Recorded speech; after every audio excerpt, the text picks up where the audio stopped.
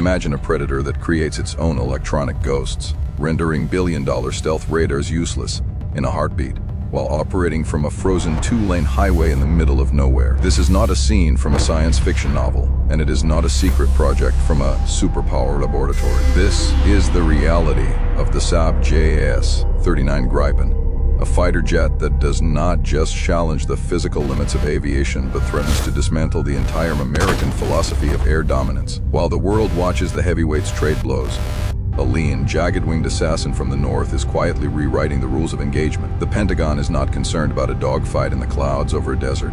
They are terrified of a fundamental shift in how wars are funded, fought, and won. Today on AirDom, we are diving deep into the strategic simulation that haunts the dreams of defense planners from the Potomac to the Pacific. To understand why this aircraft is a structural threat to the status quo, we must first look at the road not taken. For decades, the leading global powers have chased the dragon of stealth. They have invested hundreds of billions of dollars into complex, fragile skins and internal weapon bays, creating aircraft that are invisible to radar but tethered to massive, vulnerable airbases. The Swedish philosophy took a different path. They looked at the geography of Northern Europe and saw a landscape where every major runway would be cratered within the first 10 minutes of a total war. They built a jet that breathes ice-cold air and hides its heat signature like a needle in a haystack. But more importantly, they built a jet that treats a public road like a high-tech launchpad. Think about the sheer engineering audacity required to make a supersonic interceptor that can be refueled and rearmed by a crew of 6, most of whom are conscripts with only 10 weeks of training. In a high-intensity conflict, the U.S. model relies on a long, heavy logistics tail. You need specialized hangars, climate-controlled environments for stealth coatings, and thousands of support personnel. The Gripen ignores these requirements. It is a guerrilla fighter in a tuxedo.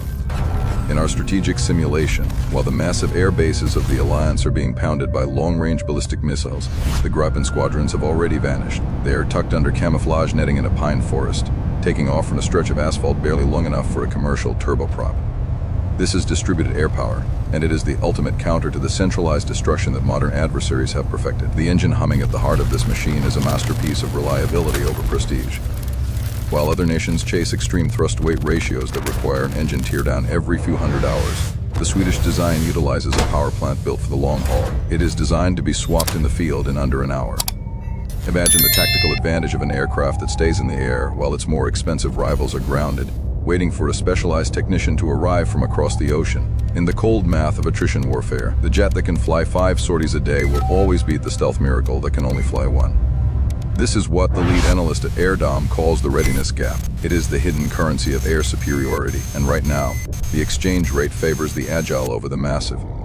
But the real terror for the Pentagon is not just physical, it is economic. We are witnessing a fiscal collision course. A single 5th-generation stealth fighter from the US can cost upwards of $100 million to purchase, and tens of thousands of dollars per hour to fly. The Gripen enters the ring at a fraction of that cost. For a mid-sized nation or a NATO ally, the choice is stark. Do you buy 12 elite stealth fighters that you can barely afford to fuel?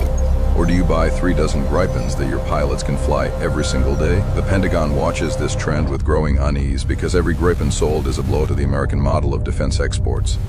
It is not just about the money, it is about the influence. When a nation buys an American jet, they are buying a seat at the table of US logistics and foreign policy. When they buy a Gripen, they are buying sovereignty. They are buying a jet that does not need a constant digital umbilical cord to a headquarters thousands of miles away to remain operational. Let us talk about the electronic warfare suite, a system so advanced it makes the concept of traditional stealth look like an aging relic. The Gripen does not try to be invisible. It tries to be confusing. It uses a sophisticated array of sensors and internal jammers to create a digital fog of war. In our AirDom simulations, we have seen this aircraft project multiple false targets onto enemy radar screens. The adversary thinks they are looking at a full wing of fighters, but in reality, they are chasing shadows while the real Gripen is flanking them from below the radar horizon. It is a shell game played at Mach 2. By the time the enemy pilot realizes which blip is the real threat, the Meteor missile is already accelerating toward them at 4 times the speed of sound. This missile, the Meteor, is the crown jewel of the Gripen's arsenal, with a ramjet engine that allows it to maintain high speed throughout its entire flight. It has a no-escape zone that dwarfs anything currently in the standard Western inventory. The Pentagon's concern deepens when we look at the data link technology. Long before the concept of a multi-domain operations network was a buzzword in Washington, the Swedish Air Force was already sharing data between individual aircraft with seamless precision. A Gripen can fly completely silent, its radar turned off to avoid detection, while receiving a crystal-clear target picture from a wingman miles away or a ground-based sensor. It can launch a missile at a target it hasn't even seen with its own sensors, guided by the collective intelligence of the swarm. This is not just a fighter jet. It is a node in a lethal, distributed brain for the U.S., which has spent decades building highly integrated and centralized command structures.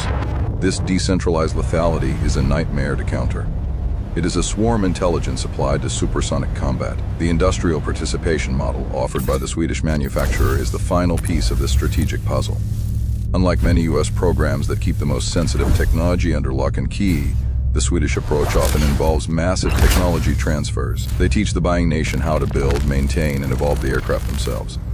This creates a domestic aerospace industry in countries that were previously just customers. From a strategic standpoint, this builds a global network of independent, capable air forces that are not beholden to any single superpower's whim. To the planners in the Pentagon, this represents a slow erosion of the unified command structure they have worked so hard to maintain since the end of the Cold War. Consider the human element. A pilot who flies 400 hours a year in a good enough jet will almost always defeat a pilot who only flies 80 hours in a superior machine. The low operating costs of the Gripen allow for a level of training and proficiency that is becoming a luxury in the high-cost world of stealth aviation. In the Air Dome Tactical Lab, we see time and again that pilot intuition and muscle memory are the deciding factors when the missiles start flying. By making flight hours affordable, the Swedish philosophy produces a more lethal pilot. It is a return to the basics of air warfare, where the man or woman in the cockpit is the most important component of the weapon system. So, what is the ultimate conclusion of our strategic deep dive? The Saab JAS 39 Gripen is a warning shot across the bow of the military-industrial complex. It proves that you do not need to spend $1 trillion to have a seat at the table of modern air power. It proves that thinking differently is more valuable than just spending more. The Pentagon is right to be concerned. They are not watching a rival for the F-35. They are watching the birth of a new era, where air power is decentralized, affordable, and incredibly difficult to kill. The Swedish fighter is a reminder that in the high-stakes game of aerial dominance, the most dangerous opponent is the one you never saw coming because you were too busy looking at your own reflection in a stealth-coated canopy. The shift is happening now. As we look toward the conflicts of the late 2020s, the ability to operate from a highway, the ability to confuse a radar with electronic ghosts, and the ability to maintain a high sortie rate will be the markers of victory. The Gripen stands ready to lead that charge. It is a lean, mean, and incredibly smart solution to the problem of modern warfare. It is the ultimate devil's advocate to the current defense strategy of the West, and it is winning the argument one flight hour at a time. This is the future of the skies, where agility beats mass and intelligence beats raw power. If you want to stay ahead of the curve in the world of advanced military tech and strategic simulations, you are in the right place. We are peeling back the layers of global defense to show you the reality behind the headlines. Do you think the U.S. model of high-cost stealth is still the way to go? Or is the era of the distributed guerrilla fighter finally here? Let us know your thoughts in the comments below. Like, comment, and subscribe to AirDome to join the elite community of strategic thinkers. We will see you in the next simulation. Stay sharp, stay informed, and keep dominating the air.